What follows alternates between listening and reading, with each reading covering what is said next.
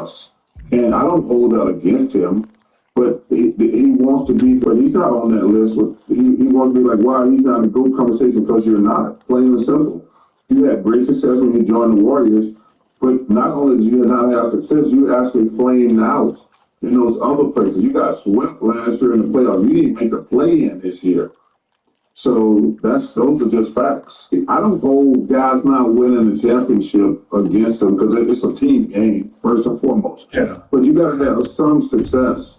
Like in my team in Philadelphia, when I finally got out of there, I was like, yo, man, I got to get out of here. I want to be competitive. And in my first 3 years of teams, we lost to the Bulls for the championship, and we lost to the Rockets, and we won back-to-back championships. But you can't not be a zero successful. So listen, man, I had a great career. I was so lucky and blessed to play in the NBA for a lot of years. And like I said, I don't hold guys not winning the championship because it's a team game. And it's complicated when you're trying to win. I mean, everything has to go great. Like Chris Paul, to me, is one of the most underrated players in NBA history. Russell Westbrook, I love that guy. But Karl Malone, obviously Patrick Ewing, these guys are some of the all-time greats. But they just were never on a team good enough to win it. Now, before I continue, I want to look at this clip LeBron just dropped. For part two of this conversation, Wilt Chamberlain, where it seems like he's taking shots at Wilt Chamberlain's record. I mean, trying to discredit all the old basketball, man. Let's check it out. I can't wait to hold up the sign with my grandkids that scored 101 points in the game before. It's coming. Yeah, for sure. As a matter of fact, we should take it right now so I can hold it and that's what I'm saying. Just I'll be outside. So toughest part. So there we go, another passive aggressive shot at an all-time great Wilt Chamberlain. Now, Wilt Chamberlain, when you think about LeBron being a perfect athlete, for the NBA, Wilt Chamberlain is probably the most athletic guy to ever play in the NBA. I think he did the high jump. Arnold Schwarzenegger said that, when he went to the weight room with him, and, Arnold was in his physical competing prime. So Wilt did everything he did. Wilt is much stronger than Shaquille O'Neal. Just the top of the backboard with ease. I mean, Wilt, there's like back then because he was skilled, he could run fast as a deer, jump as high as anybody's ever jumped. And, he had soft hands around the rim. He had, finger roll shot. Who's going to stop it? To less than what that era was. And I understand wanting to defend your era because everybody talk about how soft and weak this era has become. But, I mean, for me, and this is me on the outside looking in, but, I spoke to a lot of people, and they share the same view on this. It's like they're trying to poke holes on it and make you forget about the Dallas Mavericks from KD getting swept, the Brooklyn Nets by the Boston Celtics in the first round. Him joining Golden State, LeBron joining Miami, they're only winning 2 of the 4 years of them. I mean, that's 50%, but, you should have had at least 3. If you didn't flame out against Dallas, y'all win that one too. It's like you're trying to make us forget that. And then that's like, these guys really want to let good Jordan either, so we can change your ranking. KD wants to, that don't make no sense, nigga. These guys, that's what you get out of it? You see, I thought LeBron's podcast was going to be more about X's and O's, but it's more about changing the narrative, revision of history to me. And that's why, when I see these clips, if I ever get anything wrong, I'll be passively aggressively talking about the game in a way to make younger people or personable people go back and reconsider what they thought they saw. Michael Jordan's vote and all this type of stuff. But I wanted to choose some of the stuff that's being said by him, maybe another. They anticipate Michael coming to the booth, no holds barred, and trying to get their narrative out there first because of what Michael might say. I don't know. It'll be interesting to see Michael Jordan start to speak though, because I think that's going to hit a nerve on so many people. And when Michael Jordan speaks, he don't have to command all the attention and do it that way. When Michael Jordan speaks, everybody's going to look that way. And I think people that didn't see him play are going to recognize how much his word holds weight when he gets on those NBC telecasts. You'll understand has even another level above what LeBron said. People are going to listen to what Michael Jordan has to say. Good, bad, and indifferent is going to command their attention at his court role. They'll be right on first, taking all that right away. They'll be leading the show over LeBron sometimes, over the basketball that was just played to see what Michael Jordan had to say in the booth. It is something that makes people start to chat online. And you can put that. But let me know what you got in the comments. Don't forget to like, share, and subscribe. Championship match here in the Middle East. Type business mileage with the QuickBooks mobile app and automatically track your potential mileage deduction. Come tax time, it's easier to calculate deductions. Get started with the QuickBooks mobile app today. This is why I canceled my DoorDash subscription and switched to QuickBooks. After months spending way too much on DoorDash, I got bored of eating and fast food meals and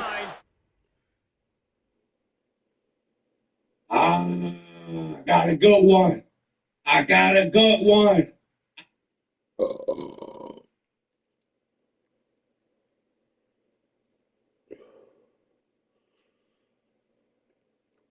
You know all about a hyped-up Summer League debut. It took Cooper Flag a couple of shots to finally get going. What makes him difficult to defend?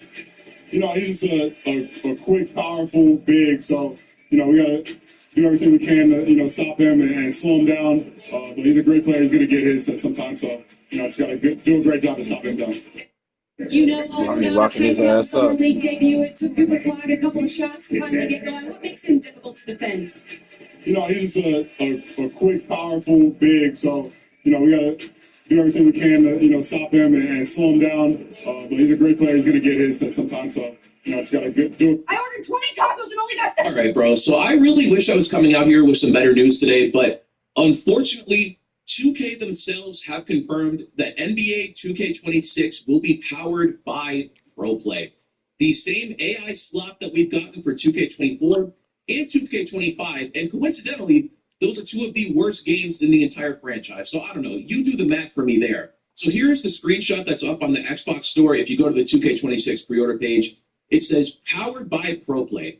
Dominate every possession with immersive technology that directly translates NBA footage into realistic gameplay. Feel more connected to every dribble and crossover with revamped size-ups and experience fast-paced, dynamic movement with all new ProPlay features. And I'm sorry, it's impossible for me to read that without cracking up. I've tried like 4 or 5 times, I've cut it out.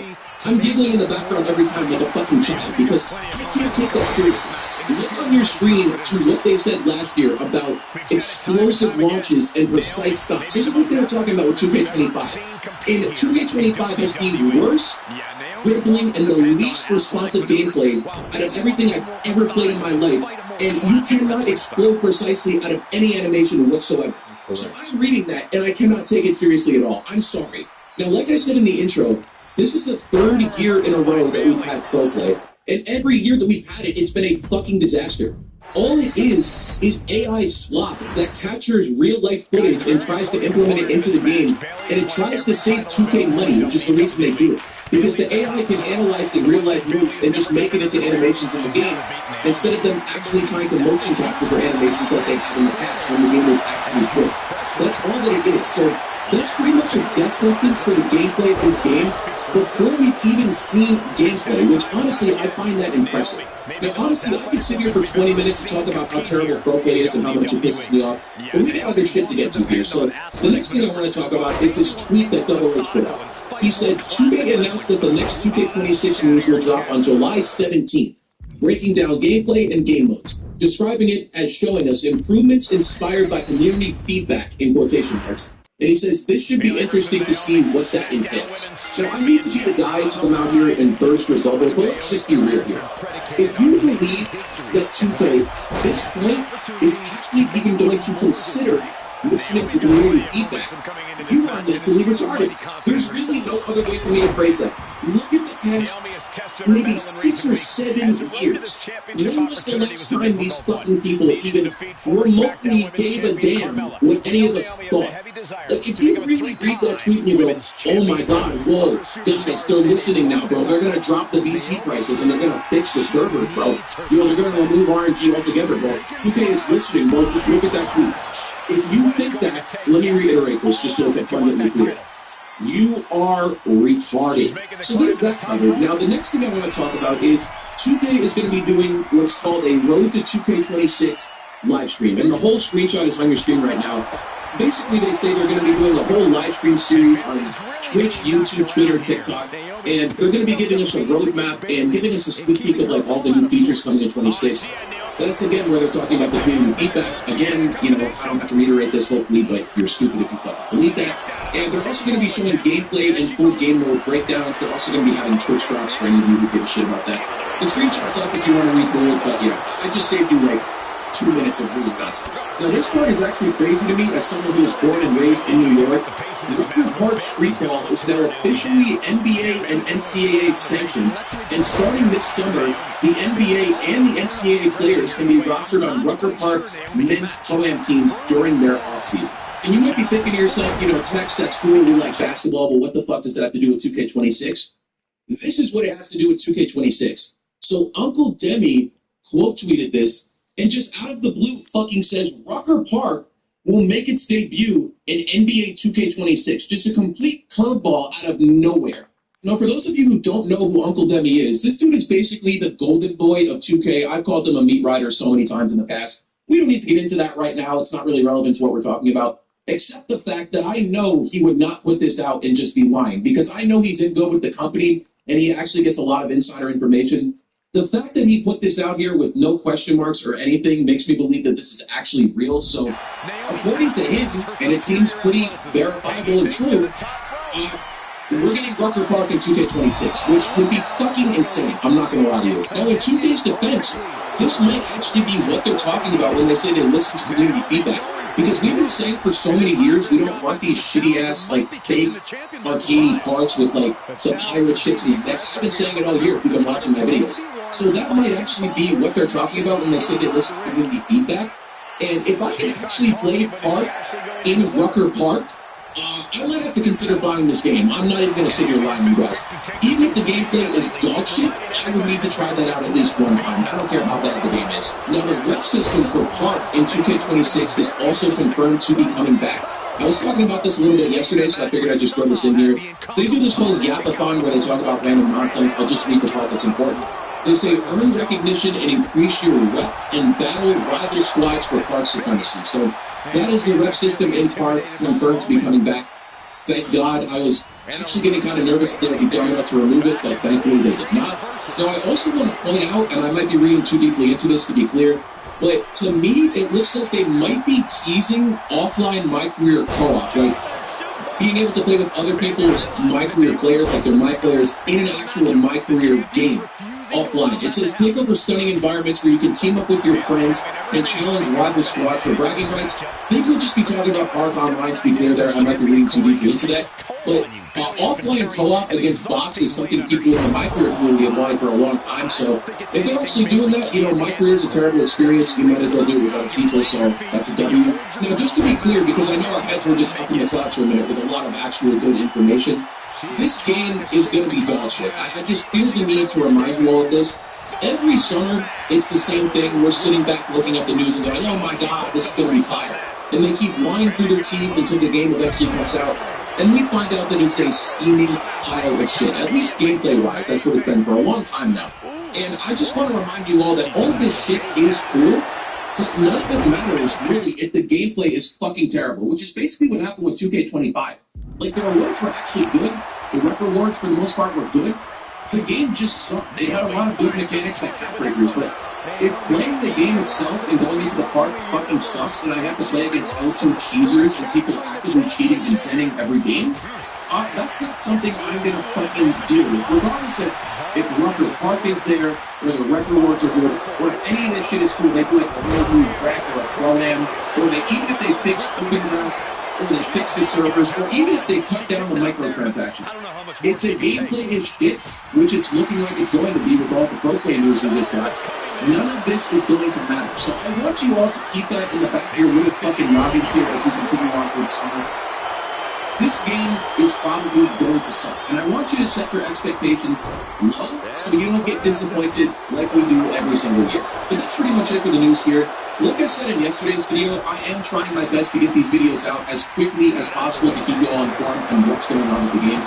I work full-time. I'm not like all these other YouTubers you see where this is their full-time job and they're making like $10K a month doing this shit. Bro, I work full-time. I cannot just be sitting in my room all day refreshing Twitter, not brushing my teeth, not showering, just waiting to be the first person to get this news out. I'll be homeless on the street. But I am trying my best to get these videos out. I am interested in it. I do enjoy making the videos, so as soon as I can, these videos will be edited and uploaded. But yeah, that's pretty much the end of the video here. Thank you sincerely if you waited to the end. I appreciate you. And until the next piece of news drops, thank you to my members. I love you boys. Your support means a lot. And I'm out of here, people. I'll probably be back tomorrow. Who knows? But until then, peace.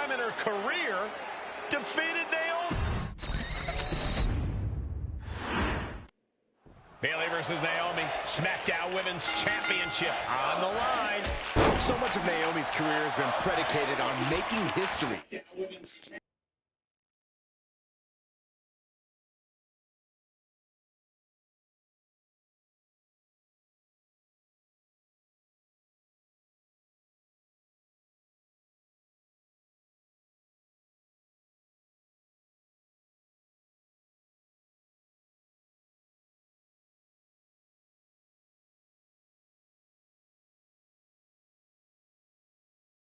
Announcing the release of her sneaker line, being named the WNBA All-Star team, and now the latest athlete to grace the cover of the video game NBA 2K26. Of course, the decision to have Reese on the cover was met with a variety of emotions, with some in support due to Reese's immediate impact on women's basketball, and many others opposing simply because she was made the cover before Caitlin Clark. Now, fans of the Indiana Fever star will have no problem voicing their outrage over arguably the most popular in the WNBA being snubbed. Upon hearing the news, one online user would write on X, "I will never understand this. You have a generational player in the league, and it's not Angel Reese." While another social media user would comment, "LMAO. No one, and I mean no one, is buying this." One more social media user would show their frustration after writing, "I can't believe NBA 2K decided it was a good idea to put Angel Reese on the cover for their next release. I guess you don't want to sell the game. You put the worst player in the league on the cover because she's black. It can't be her stats. Worst shot percentage." Coincidentally enough, at the time the post was written, Reese had a better shot percentage at 40% compared to Clark's 38%. Now, another social media user would reshare a Photoshop picture of an NBA 2K26 cover. However, instead of Reese on the cover, one user would replace her with a chimpanzee. The user who reshared would write, "Never let them try and tell you the hate isn't about race." Now, aside from critics, Reese has had a fair share of supporters as well, including Shaquille O'Neal, who has become a mentor to the Chicago Sky forward, especially considering the two players. And tonight, she has the opportunity to make even more history. Naomi's got plenty of momentum coming into this match and is feeling mighty confident herself. Bayley having every reason to be confident heading into this matchup. But 279 days as champion, Corey, can take a toll on you. Bayley has been carrying an exhausting weight on her shoulder for all this time. I don't think it's anything Bayley can't handle, Cole. Once you reach the mountaintop, you plant your feet and you hold your ground, no matter how heavy the burden may get. This was also included. She escapes the attack. You know that Naomi's going to want to pick up the pace in this match, but Bayley's going to look to wear Naomi down. Yeah, Bayley's going to want to slow down the pace and let the adrenaline wear off for Naomi. Bayley can also turn up the aggression here in a way I'm not quite sure Naomi can match. On the cover of NBA 2K. Oh, ricocheting off the turnbuckles. Going straight to the top turnbuckle. Taking flight. With other current and former players like wasted no time flying out to the floor. Explaining it was all Forearm he was smash. saying, well, we're never scared to start a conversation. That's part of our game. It often provokes debate and conversation. We've had a great relationship with Angel, and we love her on-court and off-the-court style. And she's willing to provoke conversation and be audacious too. A quick reversal from her. This year, we're really excited. Naomi out of harm's way. It felt like and Naomi keeping Bayley on her toes, pushing the pace on the champion. Naomi moving fast, showing that superior athleticism. Bayley might not be WNBA All-Star Angel Reese carries all that talked a lot about this change in Bayley and how people can't believe that this is the type of person she's turned into. Well, it comes down to career frustration. Bayley is frustrated with her career progression. The way things were when she was hugging and smiling. It's not about frustration, Saxton. It's about realization. Bayley realized she never got the respect that she deserves from the WWE Universe. As more social media mentions were possibly created because the amount of engagement took place, it was required on the cover. Massive miscalculation on that one. About the NBA 2K's decision to Angel Reese on the cover instead of Angel Card. Do you think the people that made the choice and you still feel the glow when the lights are out? Naomi isn't feeling intimidated by the moment. And Naomi is taking the upper hand. Naomi picking up the pace against Bayley and keeping her all out of sorts. And if you have a story you think we should cover, send a message now at Type-List. The champion's going for the cover. And remember, keep going. Fends off the 3 count. This could be a tipping point in this match. Able to make a timely escape. And now she's making it to the top rope here. From the top. Coming back from the outside now. A gruesome landing. I don't know how you walk away from that. Look out! A slingshot cross body. Took a massive risk, but it might have paid off. YouTube star and rapper BDG has lived to follow top talking hits that, like most people, can only dream of.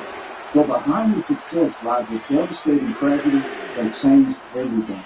His rude mother and his twin brother that rocked Pontiac, Michigan, and left the family shattered, searching for justice that may never come. This whole situation seems fake, but whoever leaning her into the corner now.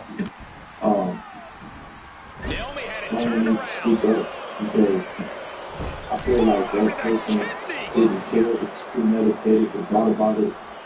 I think that person should life for This is the untold story of how one phone call on October 20, 2014 killed playing 2 lives instead of 1, and how the survivor turned his home into platinum records. I feel like better. You know about this one, but you know about that. Oh, yeah, this girl too. I'm telling you, me and him way closer than me going to the job. Me and her was Pontiac, the city of safety. To understand this story, you have to understand Pontiac, Michigan. Once a thriving automotive city, by the 2010s, they had become a place of dangerous everywhere. It's dope, right? So, you actually grew up in Pontiac, Michigan. Yeah. Pontiac isn't just any small city. It's a place where everyone knows everyone's business, where gossip travels fast from police silence, and where sometimes knowing too much can get you killed. It's a thing in Pontiac where it's very police to be real. You know, it's a small city. If the cases have been taken out a month to start, it sits right into the corner. This is what BDG and his family will grow up together, dreaming of a better life, not knowing that one of them will never see his dreams come true. BDG, his real name is Dale Granberry Jr., was born into a household of survival and sacrifice. His mother worked not one, but 2 jobs to keep 5 children fed and housed. Your mother worked 2 jobs. A lot of stuff in your life that I don't really talk about. I think Bailey trying to trap Naomi's legs in Naomi's own shirt. A great counter. When Bailey thought she had Naomi, Even but in the struggle, challenge there was love. the champion And there has was to find hope. a new strategy. DDT would later become valedictorian of his high school class, proving that brilliance could win even in the hardest set. You graduated valedictorian? Yeah, valedictorian in high school. It's a big deal. I was going to really valedictorian. Man, I was really I stayed to school. So I was going to shit. You know what I'm saying? I never took it as, oh, you smart in school. Like, I never took it. I was foolish in school. You know what I'm saying? But being smart wasn't enough to shield the family from the reality of the environment. In Pontiac, even good kids could find themselves in bad situations. It's just a bunch of brothers that deal with that. I could really not know. Meet Barry Breckenridge and his twin brother, who the world knows as Fred Williams. Born on the same day, these two shared everything, from the bedroom to dreams of a better life. She explained in the form of our name.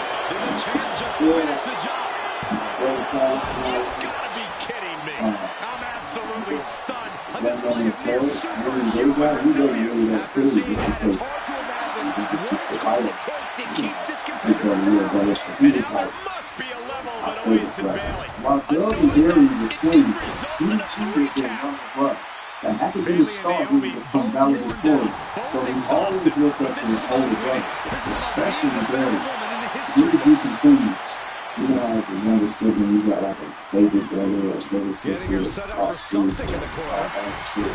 You know, I used to talk to him about other stuff. Barry, known to his family as Dino, loved gaming. His PlayStation music name was Pontiac-made DDB, a name that would later become world famous, though none of them knew it at the time. What millions of fans don't realize is that every time they see Pontiac-made DDT, they're seeing a tribute to a fallen brother. A name that will later become famous is born from love, not knowing it will one day serve as a memorial. That's how I did this. Yeah, not in a million years in the the signs they missed.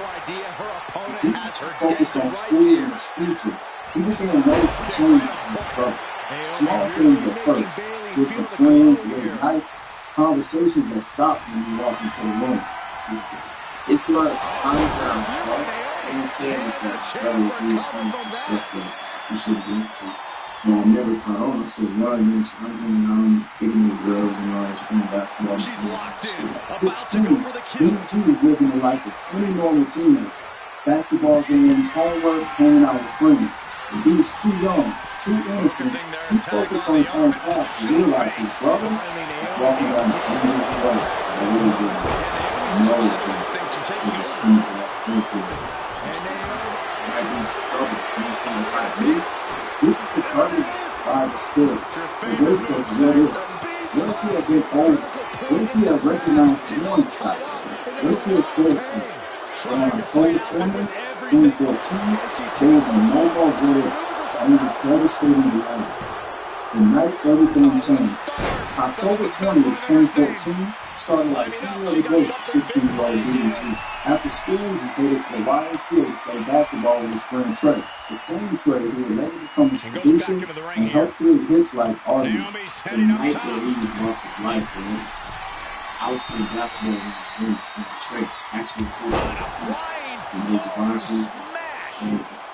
As his son began to settle with Pontiac, DDT's phone rang. It was Barry, his 21-year-old brother, offering what seemed like a simple brotherly gesture. Brother had called me and said, look, decision that took seconds to make, stayed with his father and friend instead of his brother, would haunt DDT forever. Because what he didn't know is that this would be the last